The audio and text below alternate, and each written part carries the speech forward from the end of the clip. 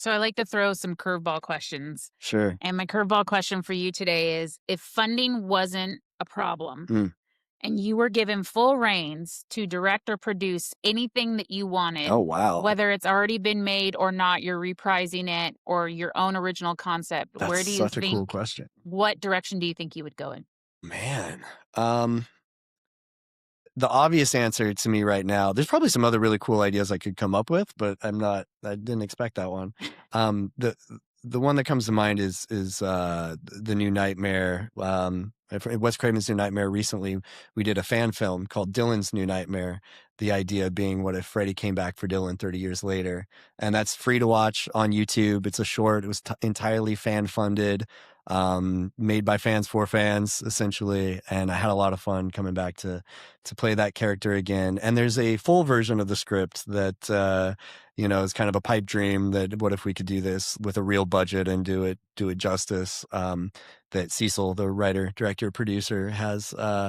It would be cool to just throw money at that and make it happen, because we'd want to get Heather back and Robert back, and he has a really creative way of how it could be done. And so I'm certainly partial to that idea. But yeah, it'd be fun. It'd be fun to play again. I stopped acting for many years, and I'm kind of dabbling in it again now, full circle, and it's been a lot of fun. So yeah, I'd be open to whatever makes sense.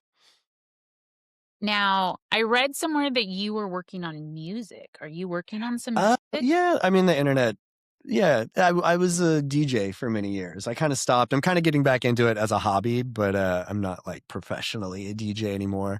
Wasn't anything crazy. I wasn't like Dead Mouse or anything, but I did like weddings and bars and clubs, and All the fun stuff. yeah, Yeah. yeah. It's an excuse to party and get So paid that's for where it. your So credit for Tropic Thunder comes. maybe, And we'll yeah, just because the take the it. DJ credit, I think it was around that area We'll when just that own it happened. at that So point. yeah, yeah. I'm in the DVD commentary. I just don't speak the whole time. So. What's one of your most prized possessions that you've kept from a movie set? Ooh, probably the park from New Nightmare. It was the Glendale Park. There's the scene where Dylan wants to talk to God or reach God, so he climbs up to the top of the rocket and falls off. And they were going to update the type of park. It was like the older metal, probably, that we grew up with. Now it's Mhm. more like the modular plastic type stuff.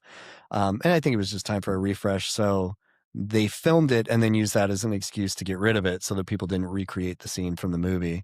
And my family home is like quite a ways outside of Los Angeles where it was filming.